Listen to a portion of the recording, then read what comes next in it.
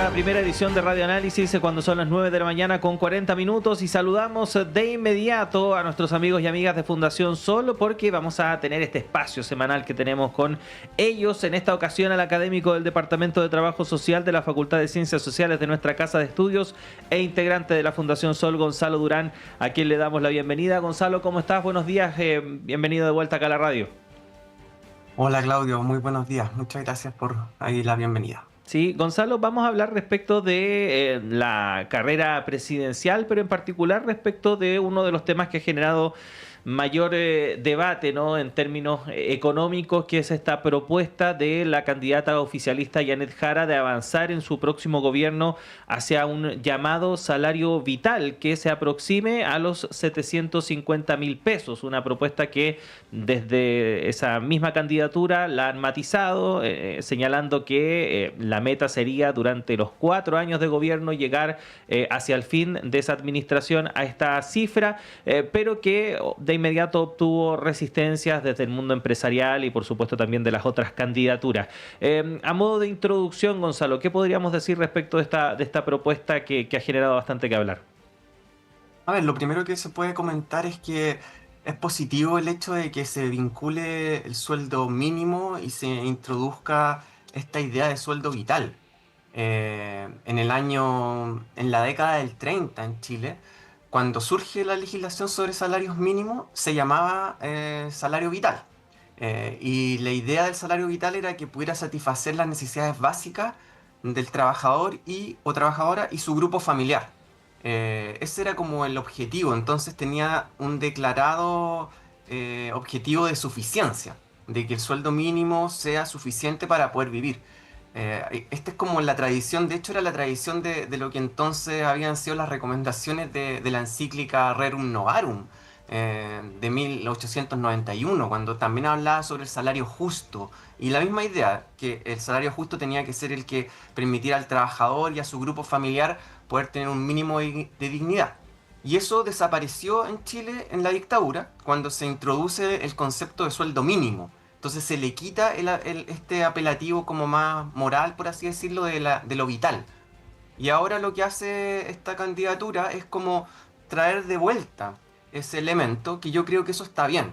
Es algo que se necesita, sobre todo por lo que uno observa con el monto que hoy día tenemos de salario mínimo. Hoy día el salario mínimo es de 529.000 pesos brutos. Y en el neto son 423.000 pesos que quedan en el bolsillo cuando se le descuentan las imposiciones legales. Y ahí es donde uno dice, ¿qué es lo que pasa con el examen de suficiencia? ¿Permite sacar a una persona, ¿no es cierto?, o que una persona en su grupo familiar viva en dignidad? Lo que vemos con una observación súper simple es que no. Pensemos que 423.000 pesos líquidos al bolsillo alcanza básicamente para 1 kilo de pan al día, ¿no es cierto? Ahí ya se van casi 70.000 pesos, de acuerdo a los costos reales del kilo de pan. Te alcanza para ir y volver al trabajo, algo así como 40.000 pesos. Y el resto sería como para arrendar una habitación básica con un baño. En Santiago, por ejemplo, algo así como 300.000 pesos. Entonces hay una desconexión total entre lo que es la suficiencia del salario y la discusión que se está dando. Ahora, si nos vamos al monto que propone la candidatura de Yanet Jara, también tenemos que ser críticos, porque ella nos dice 750.000 pesos, que en términos líquidos serían 600.000 pesos, y eso tampoco vamos a ver que en 4 años más sea suficiente. De hecho, hemos estado hablando en este programa respecto a lo que pasa con la medición de la pobreza. Las nuevas líneas de pobreza que se recomienda por la Comisión Asesora Presidencial nos dice que para un hogar de 3 personas donde ellos arriendan, la línea de pobreza en el año 2022 sería 750.000 pesos. A la fecha, esa línea de pobreza sería cerca de 850.000 pesos. Entonces, ¿qué es lo que nos está diciendo? Que el salario vital que propone Yanet Jara hoy día, la suficiencia es de apenas 70%. Respecto a este parámetro, que deberíamos entender como un parámetro técnico que como sociedad nos haga sentido. Entonces ahí vemos que de nuevo la discusión va a media máquina, ¿no es cierto? Como que no pone o no transparenta de forma clara qué es lo que está pasando con el costo de vida que hoy en día existe en nuestro país. Ahora, Gonzalo, efectivamente este tema nos permite y nos abre la puerta para profundizar precisamente en esta discusión, ¿no? En el tema de fondo que es los bajos salarios que recibe gran parte de la población de la población chilena y llama la atención que cada vez que se plantea este tema o se trata de avanzar precisamente hacia ese nivel de profundidad aparece la resistencia y se enarbolan argumentos como por ejemplo de que esto va a afectar a la generación de empleo o que va a afectar a la inversión o que los principales damnificados serán las pequeñas y medianas empresas. ¿Cómo ves tú esas críticas que generalmente aparecen cuando se hablan de este tipo de discusiones? Claro, esas son las clásicas críticas que sugieren en el fondo de que nosotros estamos en un mercado del trabajo en equilibrio y que a los trabajadores se les paga, ¿no es cierto?, el valor de su trabajo. Eso es como lo que uno escucha y lo que proponen los manuales de economía más ortodoxos. Afortunadamente, a nivel de la disciplina de la economía, esa visión cada vez está quedando más obsoleta, y se nos dice que finalmente en mercados como precisamente el chileno, donde existen tremendas fallas de mercado, como dicen estos manuales, es decir, tenemos empresas oligopólicas que concentran los mercados, dos empresas que tienen la cuota casi total. Lo que dice la evidencia comparada es que ahí, en ese tipo de mercado, las alzas en el salario mínimo más bien reactivan la economía porque permiten que las pequeñas empresas también puedan reactivar su propia dinámica productiva a través de un mayor poder de compra de las y los trabajadores. Al menos eso es lo que nos dice la evidencia comparada, que en general para quienes hacemos ciencia siempre tenemos que tenerla ahí sobre la mesa.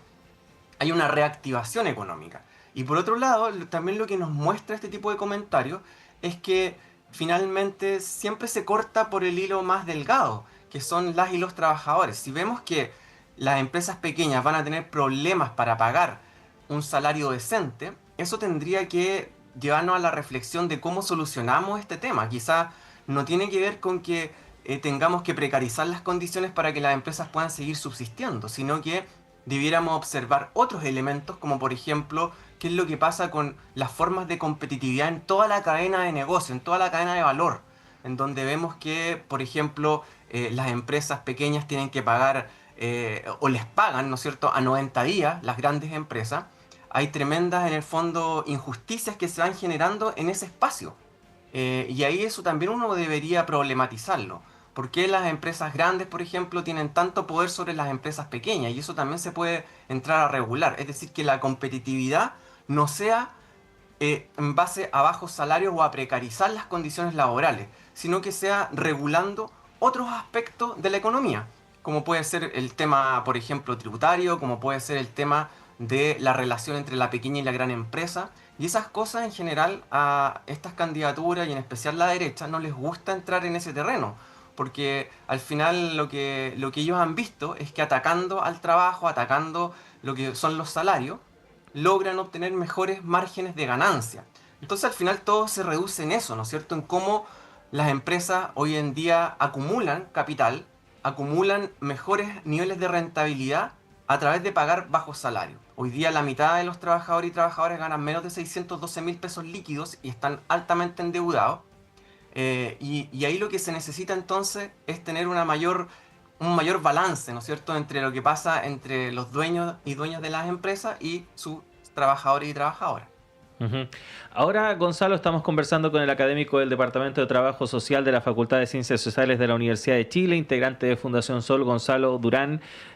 Hay otro tema que es que cuando se plantean estos temas y se habla de cifras, muchas veces cuando se llega a esas cifras, ya el efecto que tiene, ¿no?, dentro de la economía familiar no es el mismo. Me acuerdo el caso, por ejemplo, hace unos años atrás, cuando se hablaba mucho respecto del sueldo ético, con con Monseñor Goich, que ahí estuvo impulsando ese debate de avanzar a esos 250.000 pesos, me acuerdo, si no me equivoco, era la cifra. Y cuando se llegó a esos 250.000 pesos ya era prácticamente insuficiente para lo mínimo que requería una familia. Aquí se plantea un horizonte de 4 años para llegar a los 750.000 pesos. ¿Qué efectos reales tiene eso dentro de una economía familiar, tomando en cuenta, por así decirlo, cómo va aumentando el costo de la vida y otros factores? Claro, eso lo vemos siempre. Es bastante típico en la política chilena. De hecho, en este gobierno lo estamos viendo con el tema de la PGU. En octubre del año 21, Boric, cuando era candidato, prometió que iba a haber una PGU, ¿no es cierto?, de 250.000 pesos, que recién se va a cumplir el próximo mes para las personas que sean mayores de 82 años. Pero la PGU de 250.000 pesos del año 21, a precios de hoy, es decir, al poder adquisitivo, considerando que el costo de la vida ha subido, debiera ser de al menos 330.000 pesos. Y eso siempre se olvida. Entonces aquí también está pasando lo mismo, como que se nos dice un salario ético o un sueldo vital, ¿no es cierto?, de 750.000 pesos se plantea hoy día, pero se va a poner en efecto en cerca de 4 años más. Entonces en 4 años más los niveles de precio, el costo de la vida va a ser bastante superior y probablemente esos 750.000 debiesen ser cerca de 900.000 pesos si uno los ajustara por la inflación. Entonces en eso yo creo que las candidaturas debiesen ser mucho más activas y prometer cosas que se vayan ajustando por poder adquisitivo, al menos. Ahí hay una deuda tremenda. Entonces yo creo que eso es súper relevante porque lo que vemos con las cifras de pobreza, como comentaba anteriormente, es que incluso esos 750.000 pesos que se proponen hoy día no permiten a un hogar de 3 personas donde solo una trabaja y que son arrendatarias, no les permitiría salir de la pobreza.